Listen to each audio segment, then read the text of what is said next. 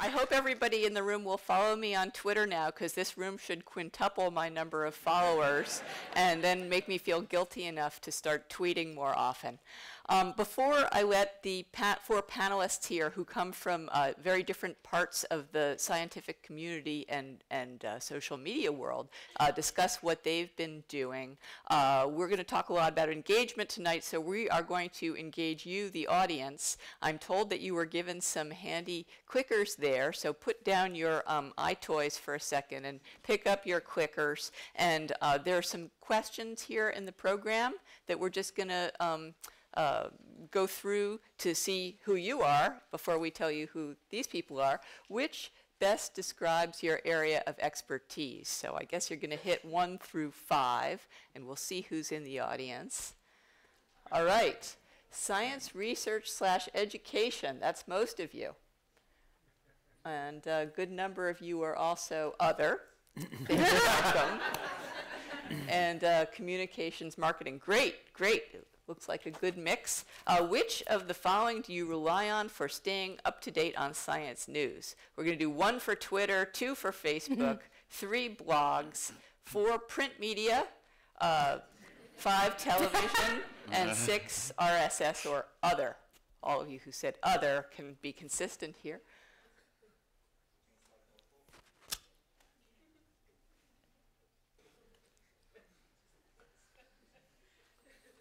And the survey says, ooh, Twitter. All right. The answer is resounding. Where's print media? 26% print media, yes. Read us on the web, too.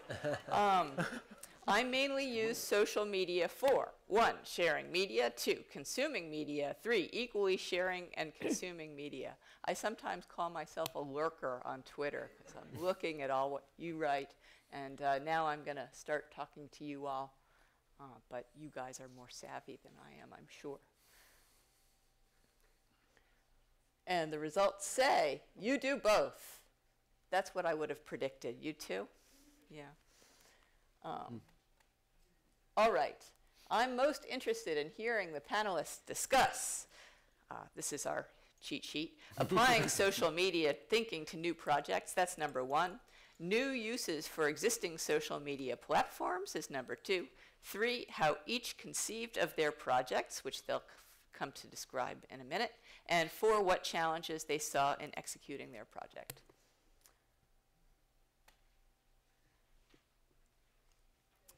All right. Okay. They don't want to hear about your projects as much.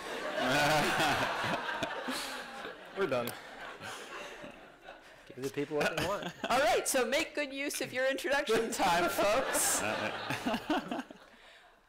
Each of them is going to get 5 minutes. I have my phone here to time them to talk about what they've been up to, and they're all pretty interesting stuff. So pay close attention. Then we're going to do some Q&A, and then one of my friends from the museum at the end is going to come by with a microphone to ask you to solicit your questions.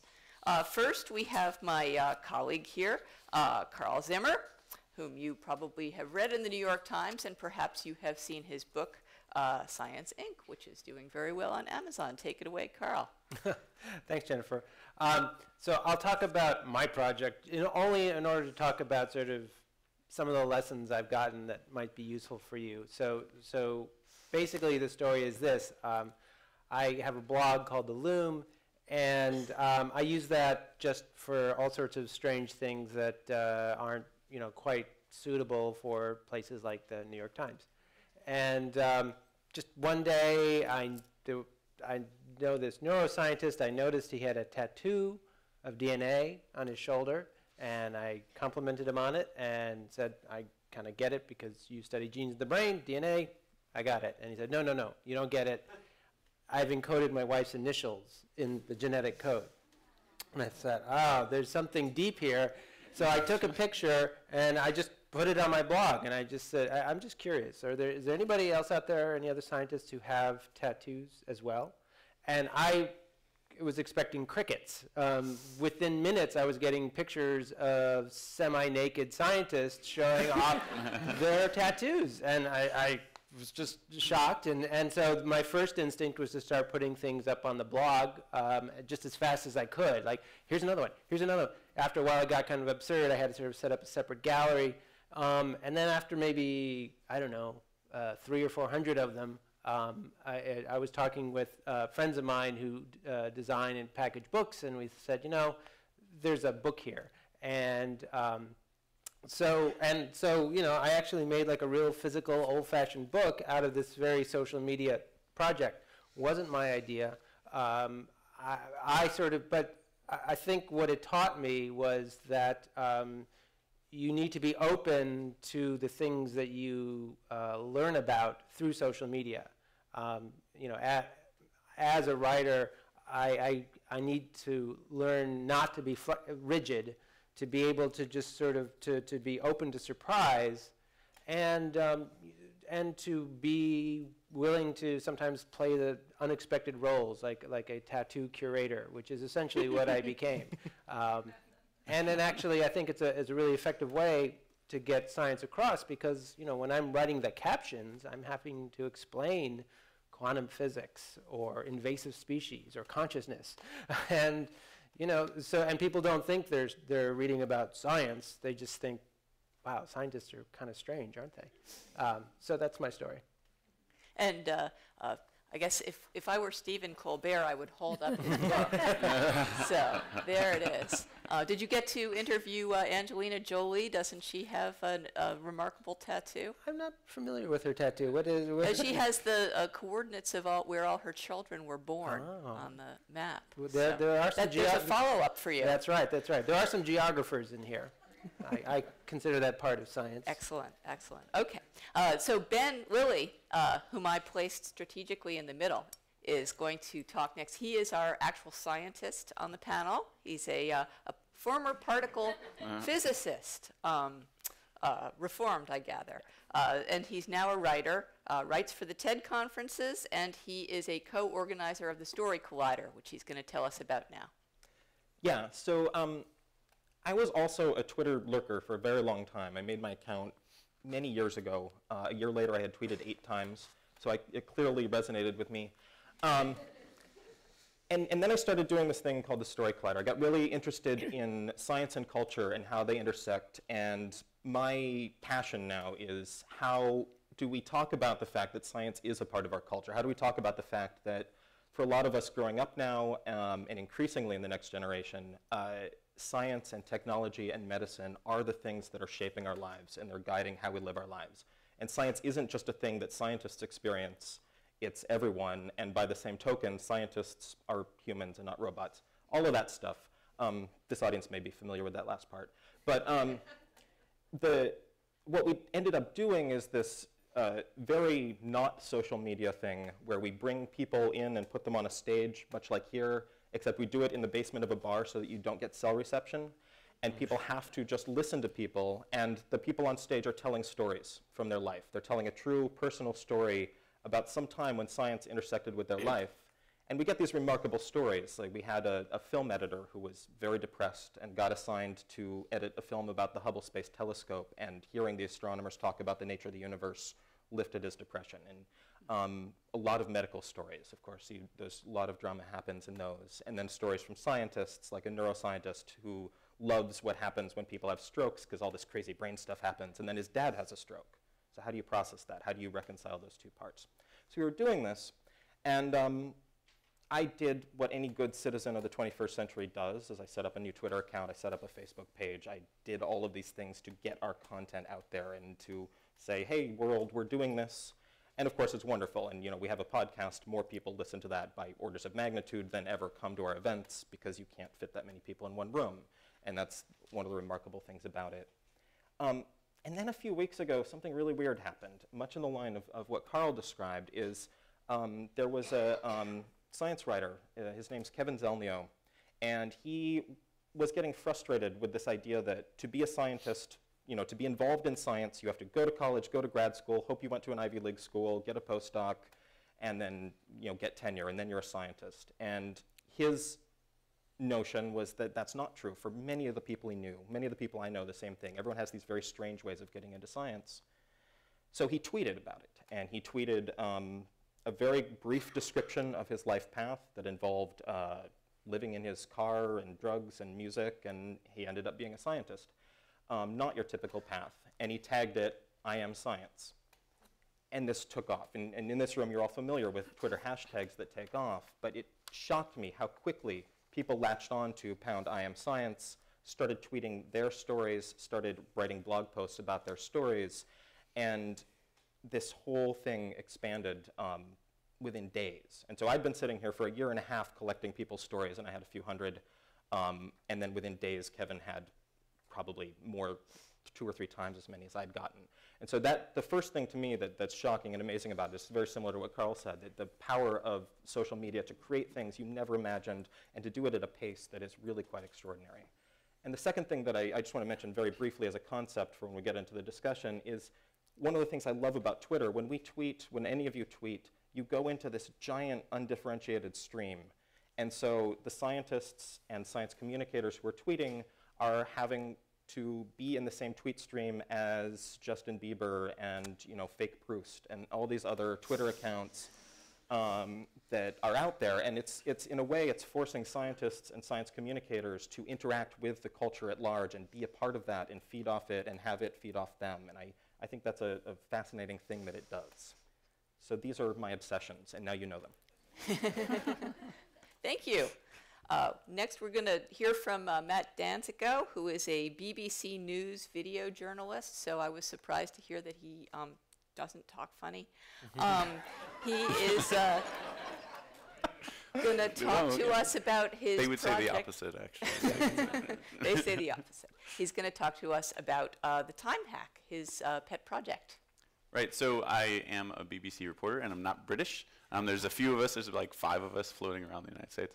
Anyway, so when I would go home from the BBC, I participated in this project called the Time Hack throughout all of 2011. So the idea was I heard this research that was conducted by David Eagleman, neuroscientist down in Texas. And so he studies time. Basically what he found was he said that time is far more flexible than we think, right? So when you experience something new, unusual, or dynamic, time will seem to have lasted, or time will slow down, essentially. You'll believe it to have lasted for a longer amount of time than has actually passed between 2 points, let's say A and B. But when you participate in a mundane activity, like paying your bills, let's say, you'll believe that a shorter amount of time has passed. So let's say you're in a car accident and it lasts like 3 seconds. A person coming out of that car accident may say that it lasted for 6 seconds. Bungee jumping, skydiving, these sorts of things. So I thought, wow, like I'm turning 30 in 2012, right? So 2011 is my last full year of my 20s.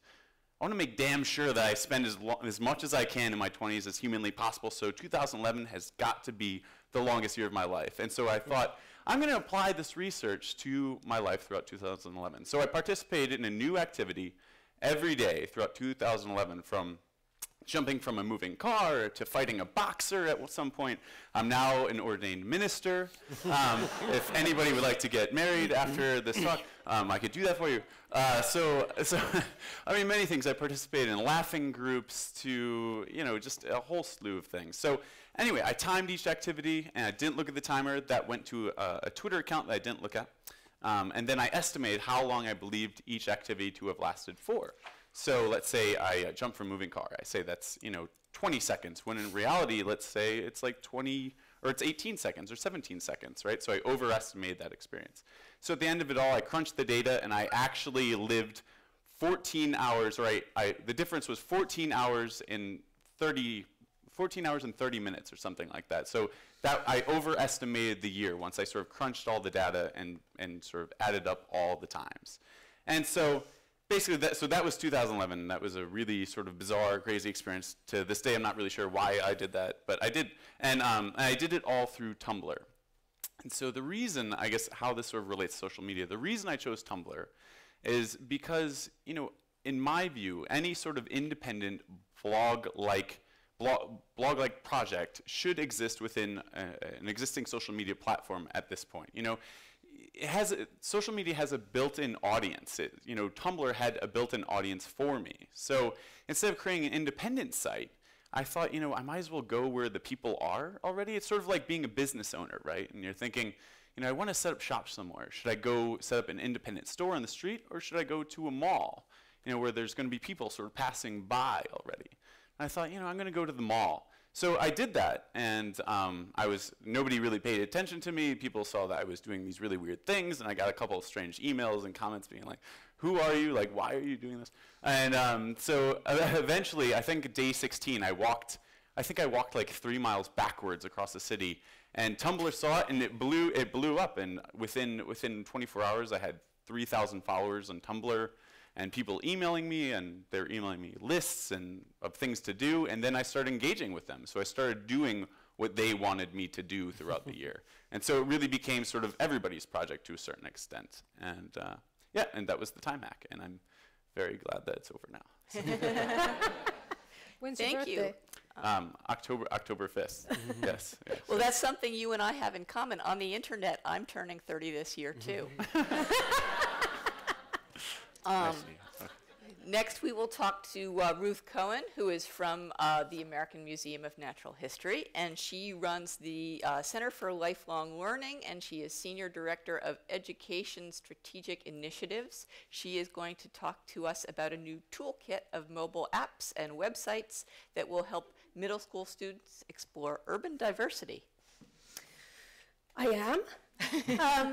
So as Ann Canty said, the museum's mission since its founding is the public understanding of science, since its founding in 1869, and there have been many, many tools invented along the way. And I think what we're excited about now is how do social media tools and digital tools help us teach science, increase science literacy, increase science and education throughout the spectrum of who attends the museum and who comes here for classes. And in the Center for Lifelong Learning, we focus from, as they say, cradle to grave. We have classes for 2-year-olds and through high school, some very high-level research appointments for high school students to just enjoying classes about human evolution and stuff you can't find in your local high school. And then we have a slew of adult programs. So for our adults, we have a monthly science cafe, which I'm going to invite all you to speak at. And we've enhanced the conversation, which has always been designed as a conversation, an opportunity for people to come. It's free. It's the first Wednesday of every month. But you have to pay for your drinks. And hear for 20 minutes from a research scientist about their latest research. And afterwards, it's mostly question and answer. So we set up a Twitter account and this sort of thing where people are tweeting throughout the conversation. And so what we're finding is that we tried to change a one-way conversation into a two-way conversation, and now we're changing a two-way conversation into a very multi-way conversation. And we don't really know if this is good or better. But I think in listening to everyone else, what I would characterize our experiments are in seeing if social media, rather than broadens, which is what everyone thinks about when you think about social media, more and more people, deepens the experience of understanding and enjoying science. So is the fact that you can then ask a question, well, I don't really know what they said or what that means. Does anyone else here understand the definition of this term? And then people do respond. So that's very gratifying, as well as just the kind of snarky comments that everyone always enjoys. It actually creates a kind of different culture around science as well. So we consider that a successful enhancement and part of what we're doing with adults. We also have had for many years science bulletins, which are mini docs about science. And now instead of just like going out and producing the mini doc and then putting it on a platform, if it's in a hall, if it's on our website, one of our researchers and documentarians was in the South Pole tweeting about the experience of actually making the science bulletin itself, tweeting about her discoveries as she's documenting this research. And that's very exciting, and that gets a huge following. And then we go to a very, very important area of our work, which is teaching youth science. we want, we all know that there is a crisis in science education in this country in terms of fewer and fewer students being able to take advantage of learning and loving science and making it a part of their lives. And the corresponding problems that happen when you don't develop that kind of scientific way of thinking in your general education. So we have an experiment, the Urban Biodiversity Network, which was funded by the MacArthur Foundation and some others and is part of the Hive Network, where a class of our students were given smartphones to document urban biodiversity, and then to share that information with each other, to become scientific observers, and to use the practice of scientific inquiry aided by these tools.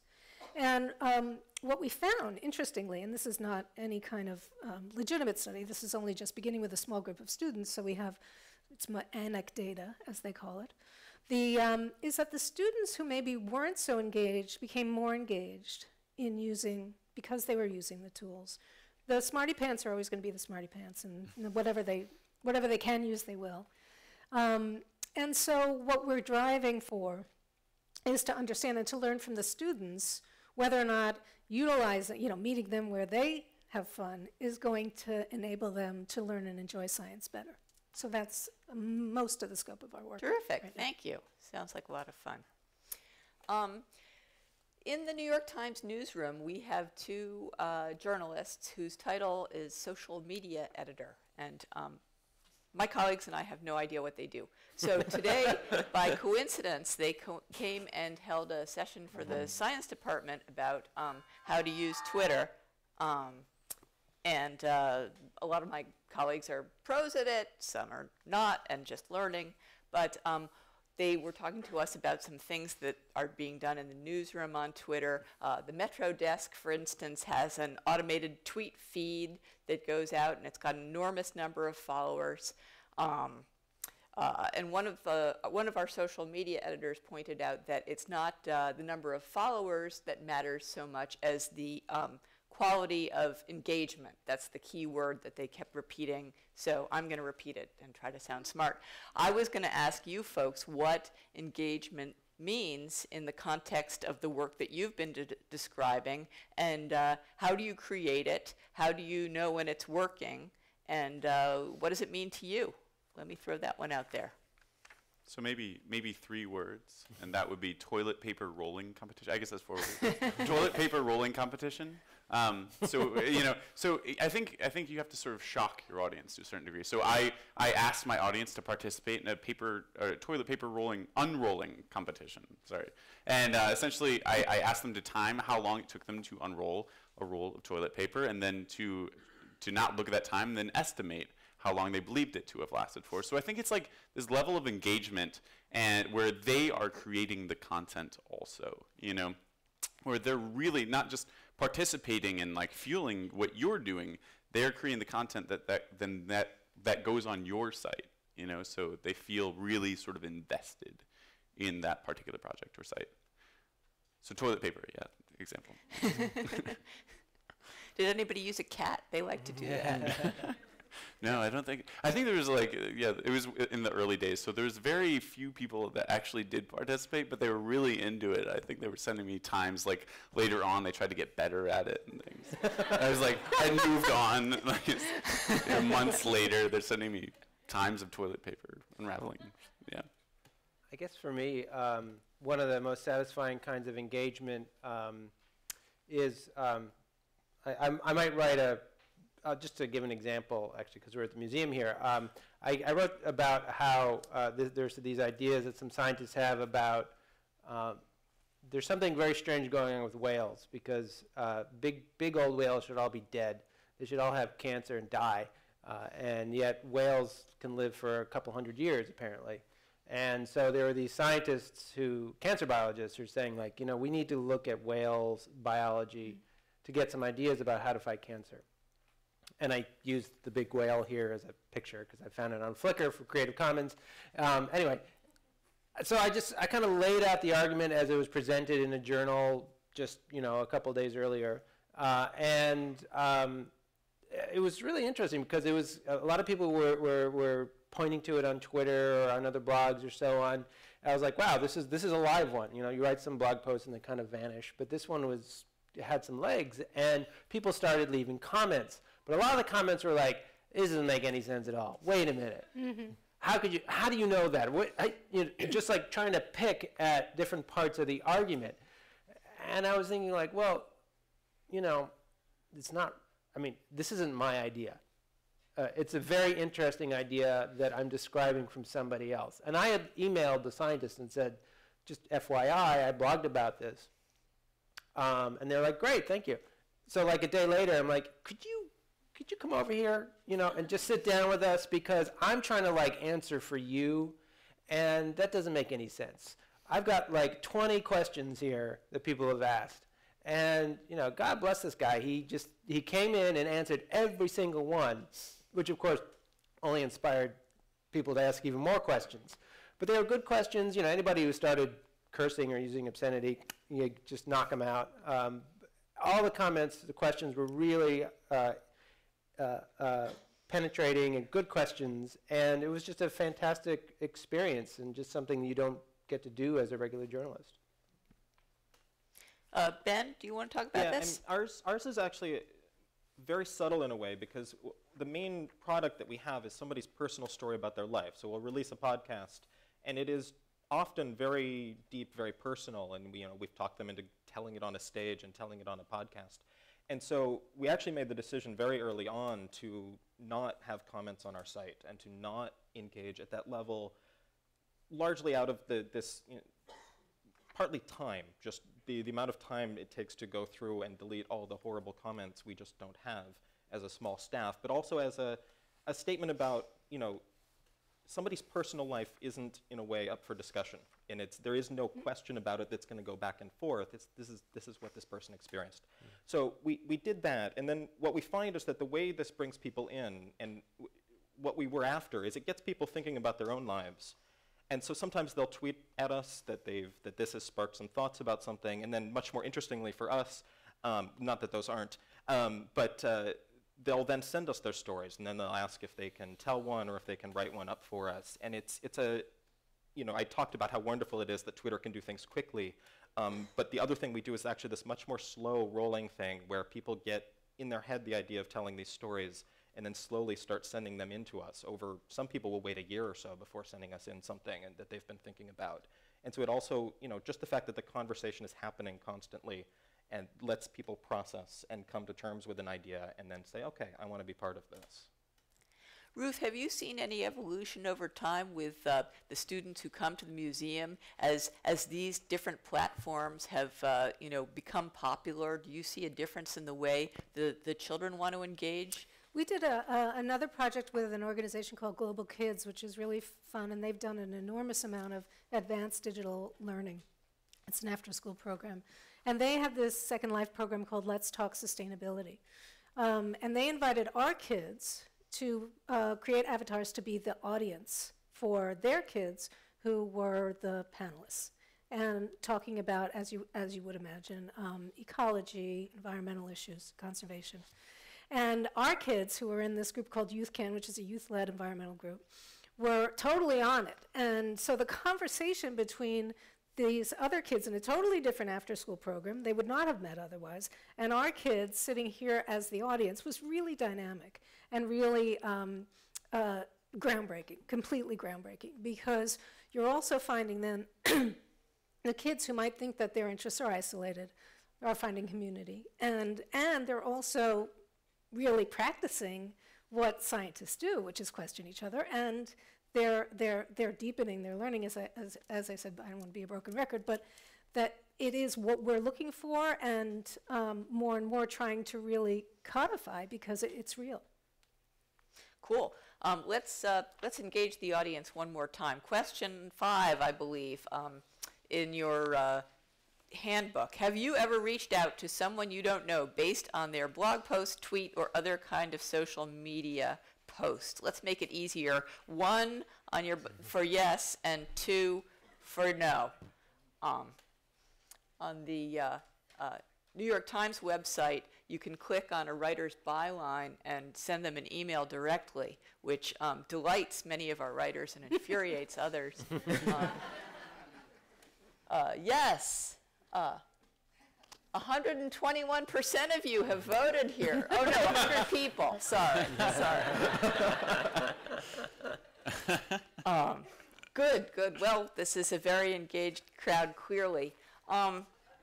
Some things work better than others in trying to reach people or trying to get attention in cyberspace for what you're doing. And clearly you guys are all doing some things pretty well because they asked you to be on this panel. So let me ask you about best and worst practices. What have you found works really well? What doesn't work so well, where there's a deafening silence from the people you're trying to reach? Any thoughts and observations on good ways to approach things, or bad, or different platforms that work better than others for specific goals? Cute whales and dolphins playing together in Hawaii is one of our biggest YouTube sensations. They don't normally play together. What does the museum do on YouTube? Anne, I give that to you. Well, we have a YouTube channel. Oh. We produce original content for it, but also post other content that's created here in the museum to it. So it's an activity we've been doing for maybe 3 years, and plan to do a lot more of it. Good. Everybody go look up the museum's YouTube channel after this is over. I'm going to go do that. I want to see the cute whales and dolphins. And these were non-cancerous whales. That is a funny story, because that video blew up. That was a science bulletin produced here in the museum, and it went semi-viral. And one, I think Friday, it had 250,000 views. Early this week. It beat out the cats. It beat out the cute cats. And then there's also the Known Universe video. Yes. All right. Look, Carl, you have 97,000 followers on Twitter. Yes, ma'am.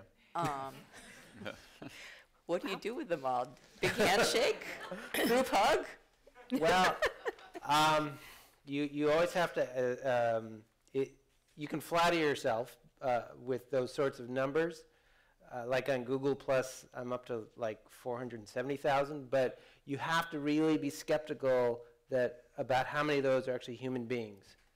Seriously, I mean, I would put it at maybe 60% are human beings, and the rest is just spam or PR people who are just sort of putting up, not the PR people on here. No. Yeah, that are just sort of putting up fake Twitter accounts. That's what I mean.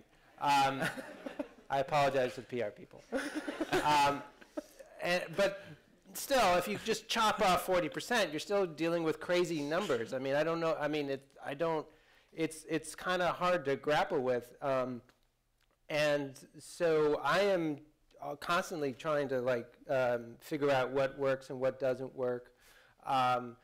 You know, I mean, generally what I do is I try to, it's kind of a stream of consciousness, but it's like a professional stream of consciousness.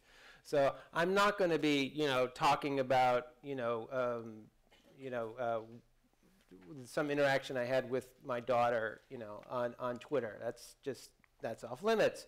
But I will, I will engage in all sorts of, contemplations that might seem a little peculiar, but they kind of have some bearing on the things I'm interested in as a writer about biology, broadly speaking.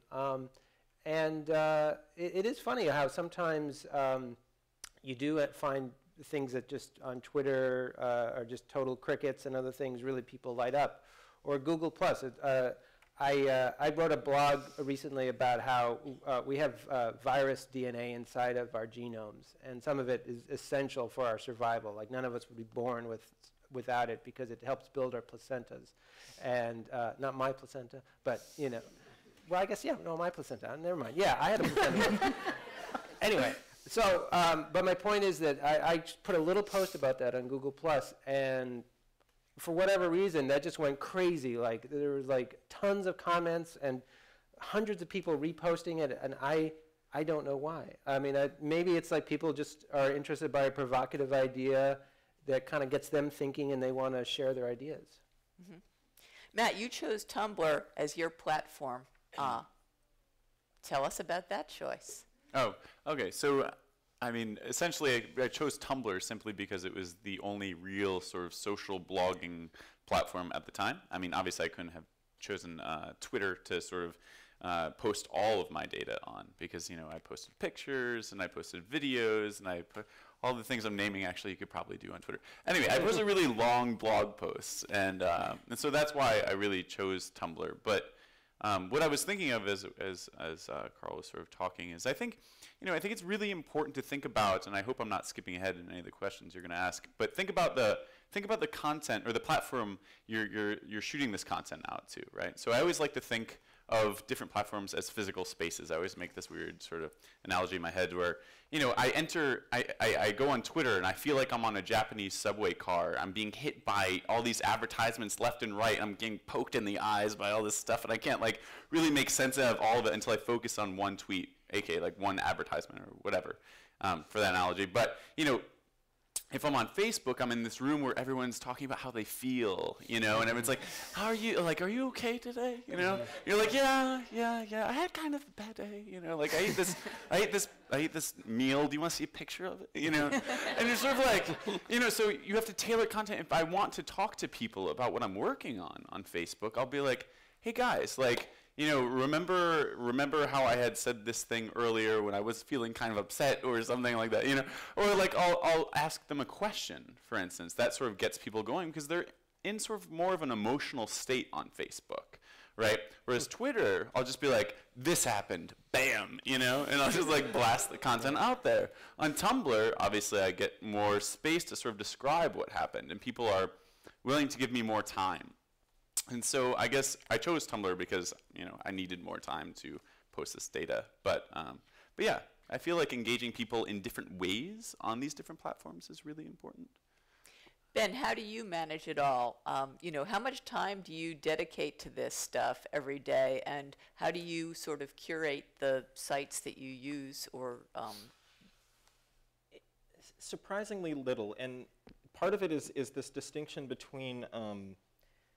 One of the things we worry about is the distinction between the institutional social media account and the personal ones. And, you know, so we have, you know, at Story Collider, which will tweet whenever we have things that go out.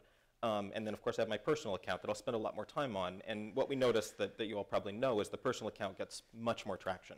You know, people like that. And I've actually started seeing institutional accounts that are developing personalities. And there's 2 bookstores downtown that sort of almost flirt with each other over Twitter.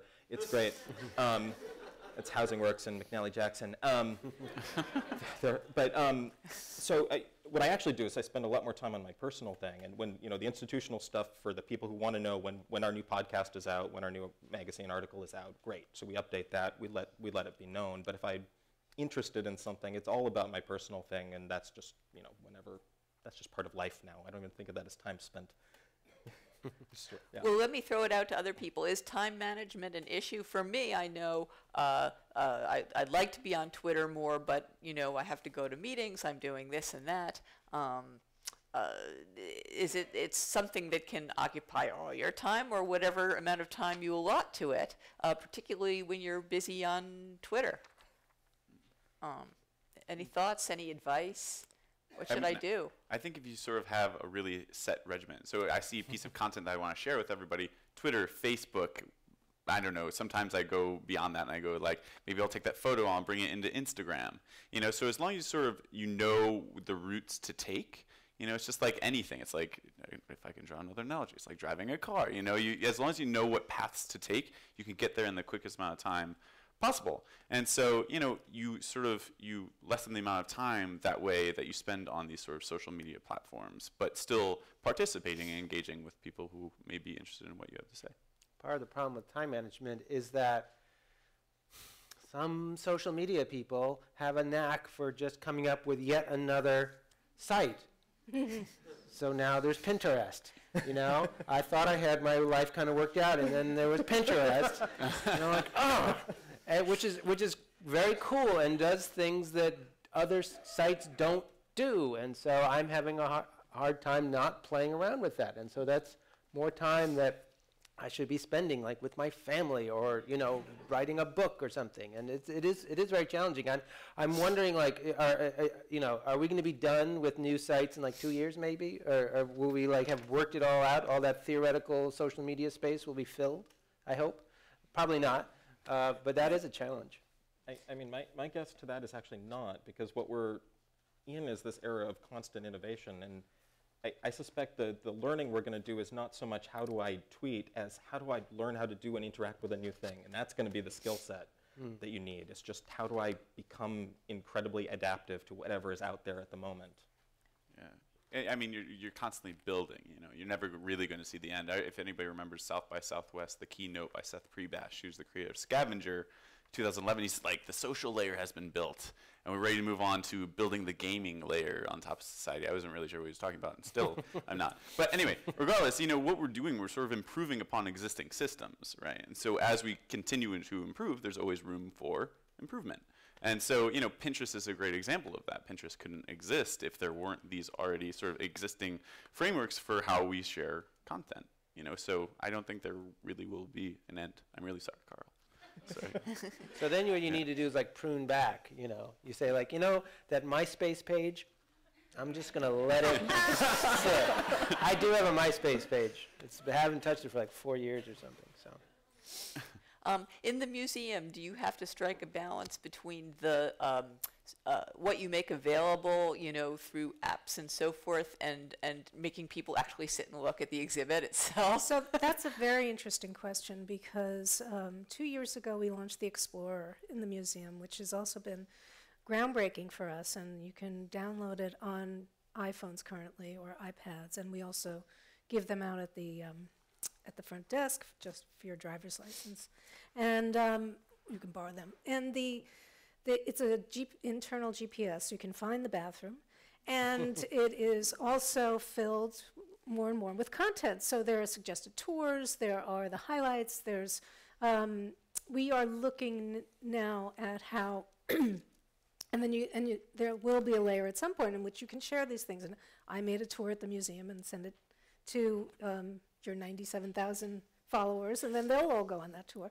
But what we're watching how people do this. So normally people go in groups to a museum, so you can't go in a group and look at your iPhone. The ones that do, or the ones that are successful, are more the iPads. It's a constant learning process, as you said, and it's a constant invention. And we're actually going to have yet another conference in September on how this changes the museum-going experience, cultural experiences, because that really is where we have to understand and put our focus. So, I mean, I think in terms of the question and the time management question and all of that, it really does become an inherent skill after time. Right now, it is counterintuitive to use something on your iPhone in going to a museum. And I think that will not be the case probably by tomorrow. So let's talk about science then. Here's a question. Have you ever participated in a citizen science project? Maybe that's a good way for us to segue into science. 1 will be yes, and 2 will be no. I haven't. And you?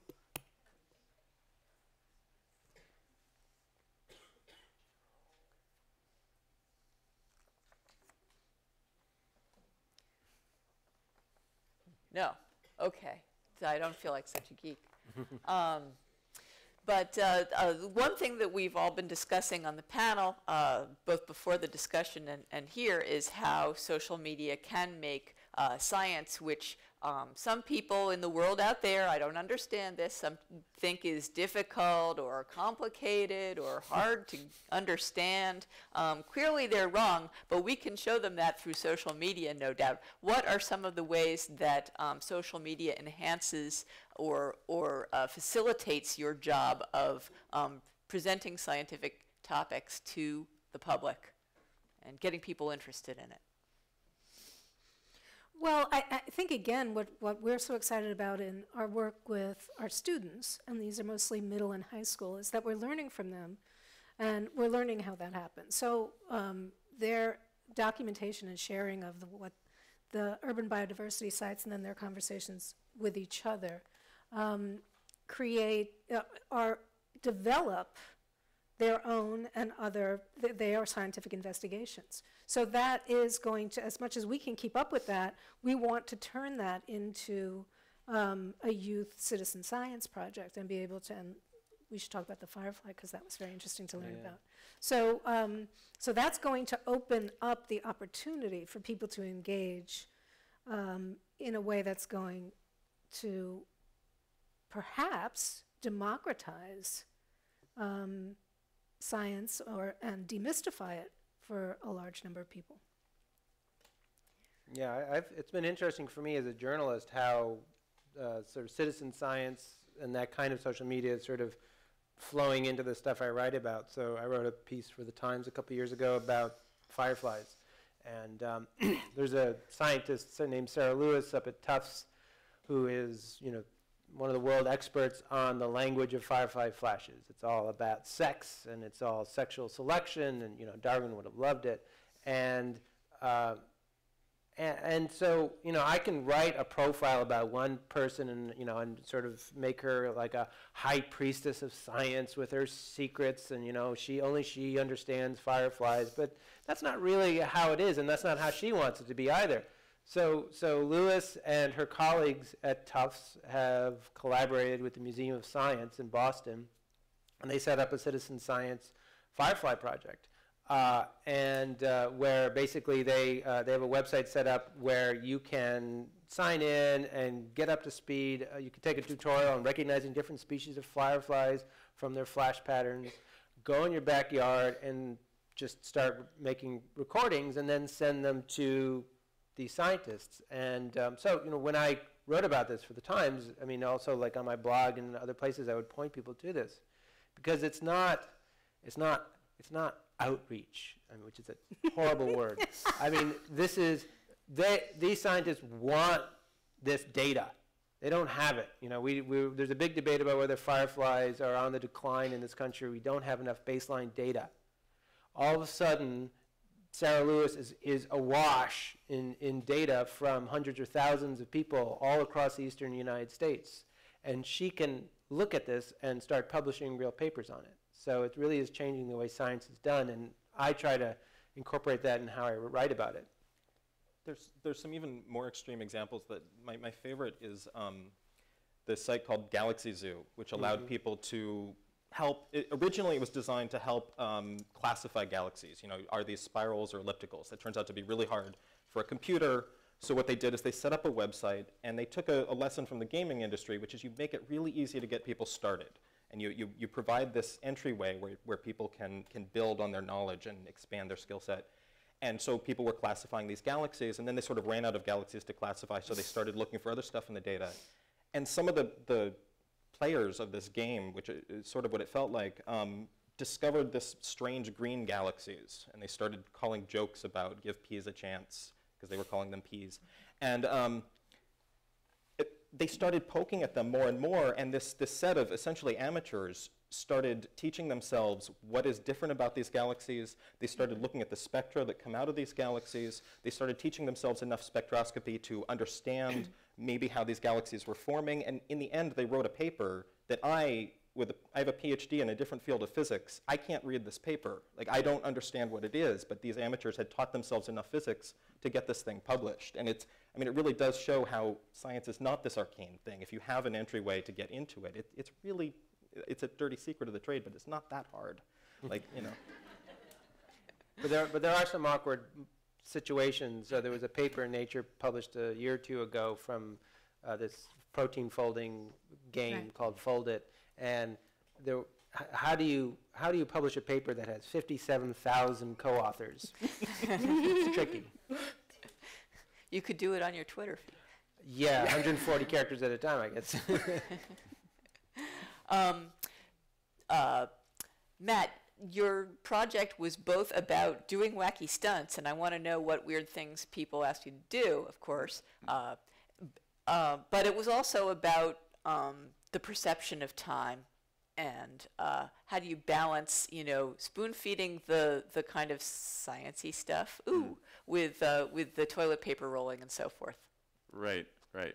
So I mean, I was trained at Discovery Channel. I am originally that's where I got my start, is Discovery Channel. So I may come from sort of like that shock, I may have that shock value thing going on, which other reputable science institutions and media places don't. But anyway, so I mean, I think it's a balance, I'm always very interested in hooking people that do not, under any circumstances, want to listen to me. So, I want to jump off a car. I want to go streak, which was one of the things for the Time Hack. I want to go streak and then talk about the science behind streaking, right? And so that's what I did. That's what I blogged, probably about half of the activities that I participated in. And so I talked about, sort of interesting sort of science nuggets that are hidden within, let's say, streaking. I can't remember the science behind streaking off the top of my head, but, and so I think that's sort of how I went about it, is, I tried to sort of get that shock value. And I tried to bank off of shock, essentially, and then talk about the science behind different sort of elements of what I did, not just time perception. So time perception was like the main theme throughout the entire blog, but on a lot of posts I sort of dissected things a bit more. So yeah, I hate to say it, but it's the shock value for me. Yeah, that's what I did. Ben, you mentioned before we got up here that you were about to do a project or do some writing about perception. Is that something that you are going to disseminate through one of these channels? Well, yeah, in a way, our next theme for the Story Collider is on stories about perception. Would love to have your story. But what we do, we have, our goal is to get stories out and talk about culture, and we actually have a more or less, depending on the person, explicit ban on lectures. So we actually don't let our storytellers explain science in any way.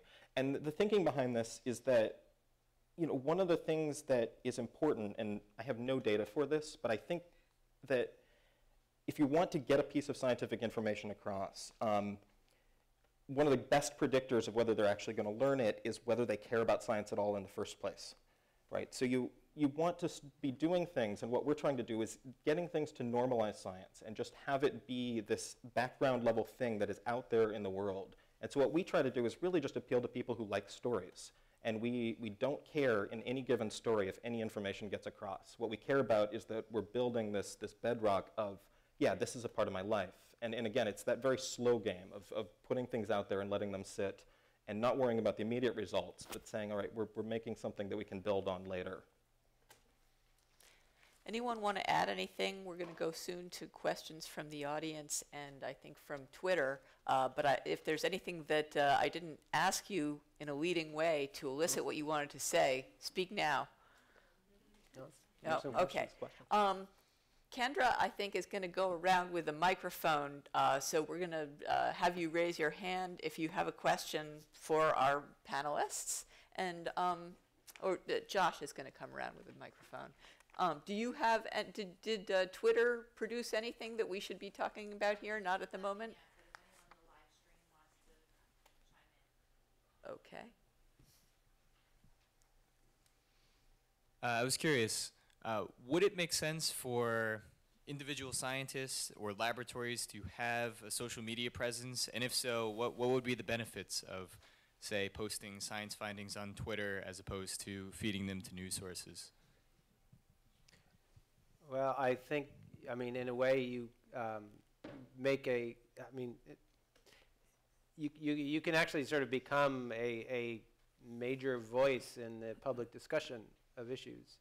So I write a lot about viruses, and I got to know a professor up at Columbia named Vincent Racaniello because he's got a blog and a podcast called This Week in Virology,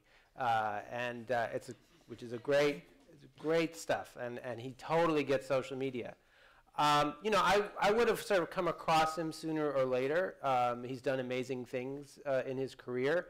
but I probably would have just come across him, doing research, finding a paper and saying, oh, Vincent Racanello, I should call him up to ask him about his research or to comment on something. But I've sort of, cottoned on to him, and started reading his blog and just keeping track of him and follow him on Twitter because he has interesting things to say about his own research and about other issues. So now there's this whole controversy about bird flu being engineered so that it can spread from mammal to mammal. And he is one of the people who has been very strongly saying, let this information all out. This is not a big deal. There's a lot of fear-mongering going on. And a lot of people pay attention to what he has to say, myself included, because he's put himself out there. He has had a stream of articulate, provocative things to say. Don't just go on social media just because you think you're supposed to be there. That's a disaster. Anyone else want to talk to this point?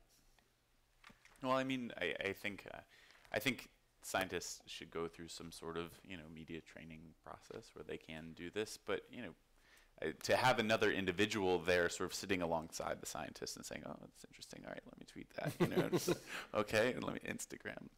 Yeah, okay. Is that fungus? Okay. Totally Instagram. Then put filters on the fungus. Anyway, we can go many places.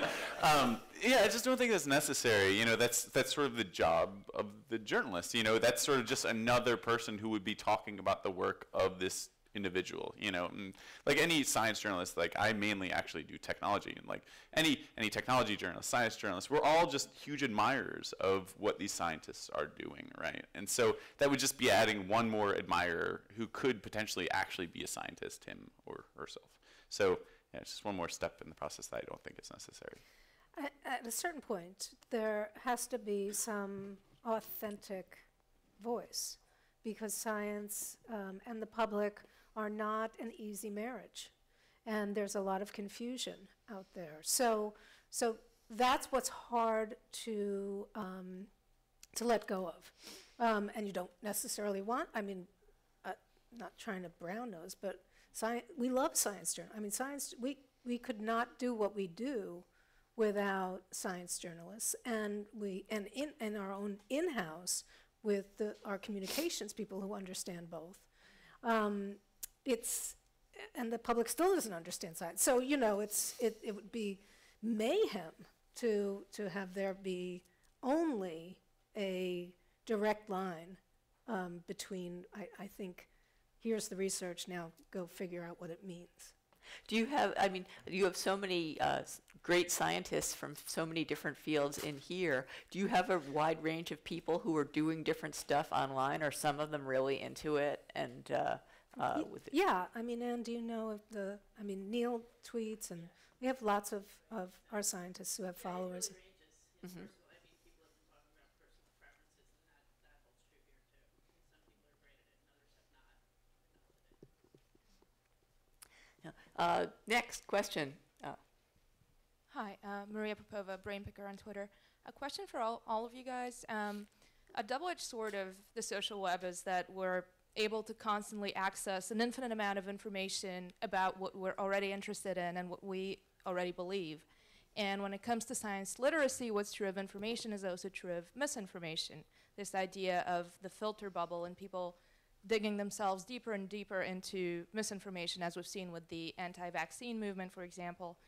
And how do you, as science communicators, use social media platforms to essentially burst the filter bubble? Ideally, this is something we're really good at, because what we do is we get scientists and science writers to come up and tell their story, but we also get people who are very different. We've had Daily Show writers, we've had video editors. We had a burlesque dancer once, and she told an amazing story. It was incredible. But so we have these people coming on our stage who will then tweet about it themselves and put it out there into their social world. And that'll drive people to us, and then hopefully if they like us, then they go listen to Carl's story, and then they start reading Carl's, in the ideal world. But yes, that is one of the things we're trying to do by bringing together people from large number of places into one place and then saying, okay, let's see if we can mediate a flow between these kinds of things.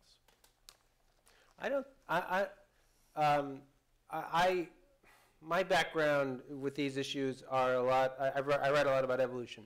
So, you know, there have always been creationists around and distorting science. I mean, this is not new. And the creationists were some of the first people to really jump on the web, jump on social media, really figure it out and use it to promote creationism. What I find, though, is that online as well as in society, you have perhaps, you know, some creationists over here who are like have this whole kind of little network, and then there's just sort of a big swath of people who they're not really sure what the details are, and they're like, well, it sounds like there's a controversy about evolution. I don't know. And so I try to be, I mean, I would never expect to like actually like persuade a creationist. But I do think that if you're open and transparent and polite, that you can have an influence on that big swath. And so, for example, like people are sometimes appalled that I don't ban creationists who come and leave posts on my site. I'm like, well, why not? I mean, just, you know, they're not using you're not dropping F-bombs, so it's fine. And then people can, like, you know, critique what they're saying and actually have, you know, a discussion. And I'll jump in if there's something I see I'm wanting to say. You know, what's interesting is the creationists, you know, a lot of their sites, you know, they have no comment thread. They want to close that off. So I'm just, I hope to, the same with global warming too. I mean, I was just in a little Twitter exchange with some global warming skeptic just yesterday. And I think that's a good thing to do. I don't know how effective it is, but it can't hurt. Oh, a Twitter question. Okay.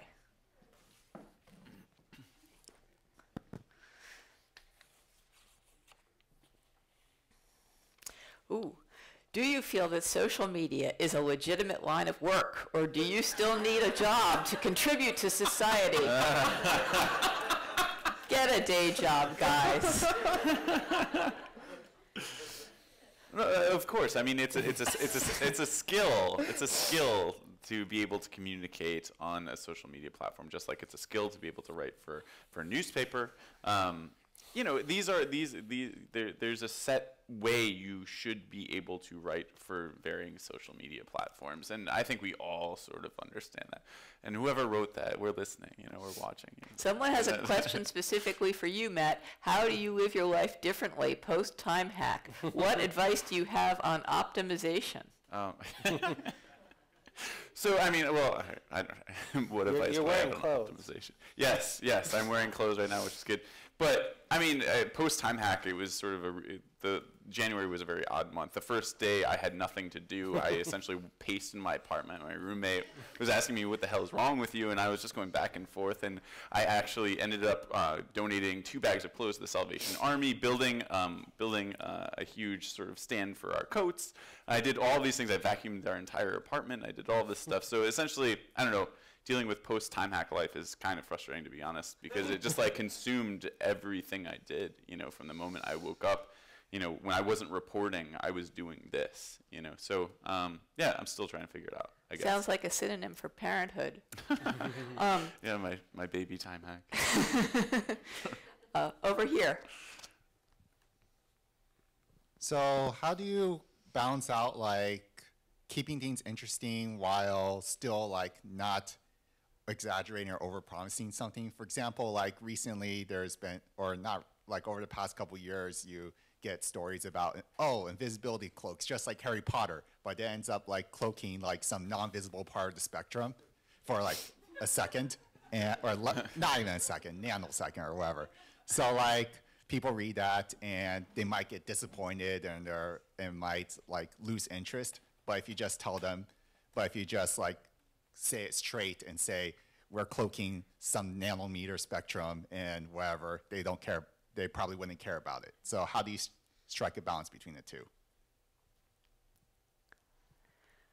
I think that the people who wrote that Harry Potter headline must work for the Huffington Post. They just put up a new science site, and every headline is like, wow, I wish we had that story. Oh, wait, okay, it's that.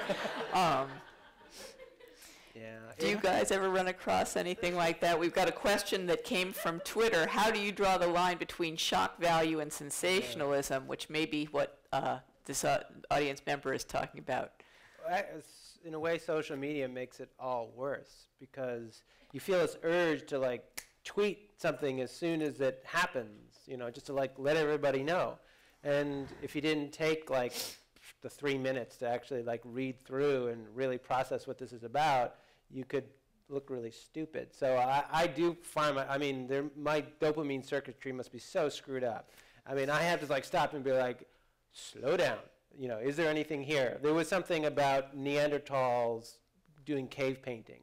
It's like there were these cave paintings in Spain, and they were too old, supposedly, for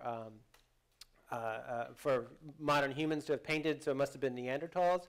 And if there's one thing we know about Neanderthals is they can't paint. And here they are, like Picasso. And so, wow, it'd be amazing. And I was like, I was so tempted, but then I was like, wait a minute. And I actually like went through this translation of this Spanish article, like that someone else had tweeted. I'm like, there's no paper here. What's going on? And so I emailed this Spanish scientist who studies Neanderthals and said, do you know anything about this? He said, I don't know anything about this. This hasn't been, I have nothing to say about it. I don't know. And then so I went on Twitter. I was like, slow down. This could be interesting, but we don't know anything about this. So that's the problem that social media throws into all of this. We took a pass on that one, too. Couldn't tell that the paintings they were showing were actually that age. Yeah. I mean, it just, social media just snowballs things like crazy. And, part of the thing being a journalist now is just saying like, whoa, stop everyone. Let's just get our bearings here. One more question back there. Hi, Nancy Parmley from Columbia University. So I am a working scientist, so I wanted to address this topic that came up earlier in terms of what can scientists do online and how is social media good for science communication and science. So today in my day, I managed to get a beat on, what's the new NIH funding budget and how is it going to help me, and threw out a question to a bunch of geneticists and immediately had like 4 articles and a beta test on a piece of software that's currently being demoed on Marcos Island. So these are the kinds of things that happen frequently that help my work.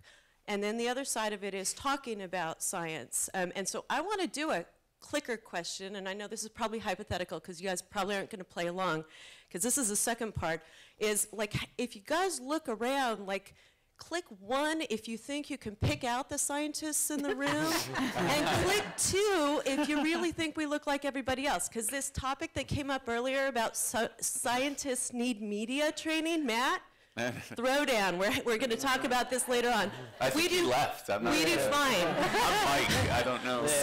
So I'm going to challenge this idea that comes up pretty much at every SoNYC and too many of the rest of my days, is that scientists are somehow another species that are different. Like, we had to actually, like, we were born just like the rest of you guys.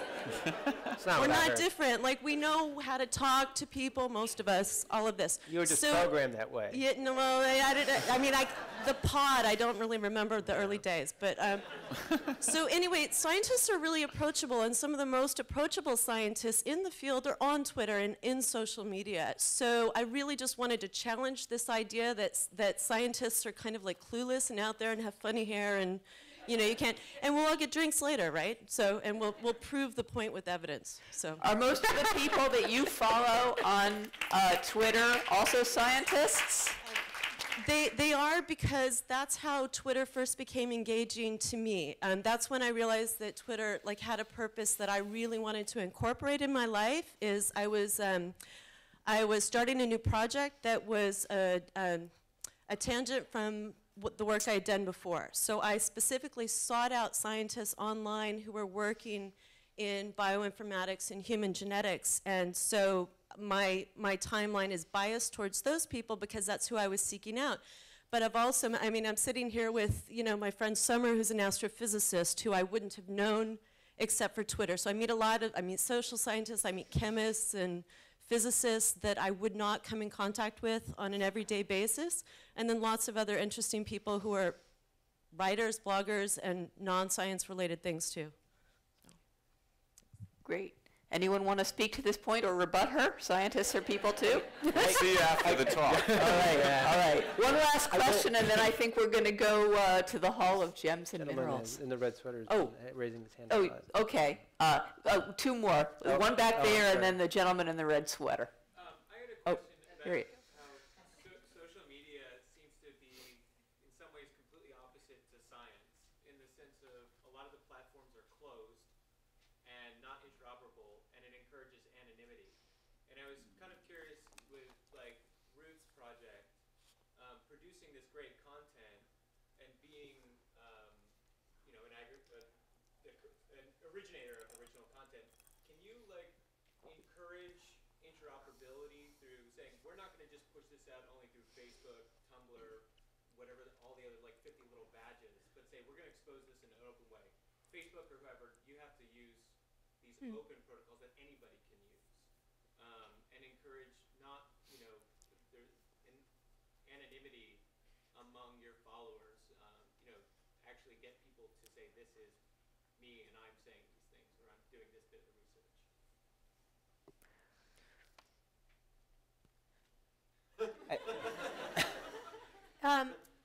The only thing I'll say to that, I think anonymity is not a bad thing for some people, but I understand, and then it's the question of authenticity as well. So it's not a social media problem, it's a kind of knowledge sharing problem. And how people believe other people, and whether you're in a closed system or not, and whether you're in an echo chamber, as we discussed before. But the innovations will make your question obsolete at some point, also. I mean, I will say it's not totally opposite. You've always had anonymous reviewers and things like that going on in science, so it's not totally new. But also, that is the difference with. We're establishing this vocabulary of dealing with people online, where truly anonymous people we all know to discount and largely ignore. And then you have the pseudonymous people who have built a reputation, and maybe they're not using their real name, but you sort of know who they are, and you begin to trust their opinion. And I think a similar answer that the ecosystem is going to figure out a way around this, and we're going to learn new trust mechanisms for doing that. But I also think I'm even more hopeful because we can establish open protocols for sharing data and for sharing things like that just weren't possible without these new innovations. So now you can imagine a website that stores raw data in a way that there's an API that people can go access, and you can actually begin to imagine these things. And I think that's the direction it's going, and so overall I think it's aligned with what science is doing. I think yours is a question that wants to be crowdsourced, so after we're done, he's wearing a red sweater for a reason. Go talk to him about it. One last question back there. Can you hear me? Oh, yeah. There we go. Hi, everyone. I'm glad that, Nancy, you pushed back to Matt, because now I'm going to push back at Carl. This is Khadijah Britton, and I have a nonprofit online news, whatever, something or other, that working with inner city teens on health and environmental issues. So my issue, and something that we have had about 100, 200 Twitter conversations about, is that if we say social media is not really good for commenting on every single story or sharing every single story because it doesn't have, it doesn't necessarily have wheels, then basically we are passively sitting back and allowing the misinformation, the disinformation to spread virally while we are not part of that conversation. So I guess I would say, which conversations are you I'm talking about these, for example, all of the misinformation stories that come out that you may have in the past shared and then you got burned, right, because it turned out to be wrong. But I guess just like in science, we're often wrong. We're often wrong 100 times and then somebody's right. And so why not engage in a slightly different process and have it be a conversation where we're all working together to crowdsource what's right? And I guess what I'm wondering is, are there ways that you know of, are there communities, are there tools that you can use to, I know there's Embargo Watch, there's this horrible disaster with PolitiFact, which has failed miserably in doing this, but I mean, are there ways to instead of being cautious, which I think is how everybody sees us, right, to engage and push back and say, I don't know what the truth is, but this is something everybody's talking about, so that at least the authorities are in the conversation? Oh, I don't disagree with that at all. I mean, and I think, I just think that, I agree that it's good for scientists and for science journalists to be involved in things quickly, but you just have to bear in mind that there are some hazards to jumping in too quickly, in the sense of like, if you just, and I'm just saying like take 3 minutes. That's all I'm saying, It just takes 3 minutes of just like saying like, okay, how good is this? Do I pass this on saying this is awesome, or do I say this is hype and we actually don't know the answer? It takes 3 minutes to make that distinction, but in the Twitter world, that's a lifetime. I mean, it's hard to pass on how sure or unsure you are about a story, right? And so everyone sort of knows that, and you can't exactly create hashtags, be like, kinda, like maybe, or something, because those get lost. When people retweet things, get lost. Those sorts of things. So it's really hard to sort of put something out into the ether that you're not completely 100% on. And the thing with science, I'm sorry. But I was just going to say the thing with science is that people think that science is just whoosh, you pull back a curtain, there's truth, so it's on Twitter, it must be true, and we know that's not how science works, and so it's good to be able to say like, actually I talked to somebody else who is like an expert in this, and they're saying the evidence isn't any good, so let's wait. It's really interesting when you start to think about, at least when I was in college, professors wouldn't allow us to use websites as sources, right? And so you start to think about the validity of just different sort of web-based platforms, and you're like, well, at what point does Wikipedia start to become a trusted source to then go forth and do more research, and it's sort of interesting. I'm sure, there's different levels of validation, and different platforms that get validated at different points. And it's just a matter of time before we figure this out. Essentially, is what I'm saying. We figured it out with just websites in general, and we'll also figure it out in social media as well. Well, you need to educate people that multi-source is the way to understand things, and the 3 minutes is actually not enough time. So it might be for you, but it's not for most. And the understanding that look, social media is not a thoughtful environment, and we know that. And if we want to make it a thoughtful environment, then we have to go on Facebook, or we have to an emotional. We have to understand what the compliment is, and then we can tweet about it. Quick one, if there were no websites when you were in college. No. Thank you all for your engagement here. We're going to call it an evening. We'll continue the discussion in the Hall of Gems and Minerals. Thank you.